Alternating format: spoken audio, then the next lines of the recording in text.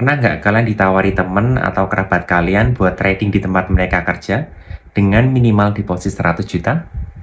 Ada yang bilang ini peluang bisnis, ada yang bilang juga ini saham, ada yang nyebut ini forex. Nah, kemungkinan besar teman kalian ini kerja sebagai sales di salah satu broker atau pialang. Sebagai informasi tambahan, broker sama pialang itu sama aja, beda di istilah.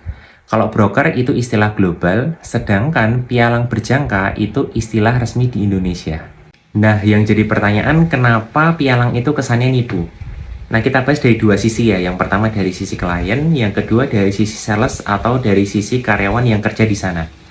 Kalau dari sisi klien sebenarnya udah cukup jelas. Mereka biasanya masuk karena iming-iming profit, tanpa tahu resiko trading itu apa sebenarnya.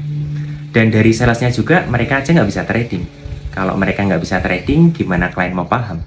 Nah, sekarang kita bahas dari sisi salesnya ya, atau dari karyawan yang kerja di sana. Kenapa banyak orang yang merasa ketipu sama lowongan kerja ini?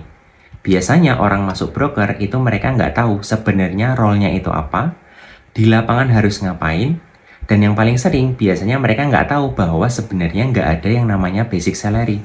Semuanya full komisi. Nah, ini terjadi sebenarnya karena nggak ada transparansi dari perusahaan sejak awal. Pernah nemu perusahaan yang modelnya kayak gini?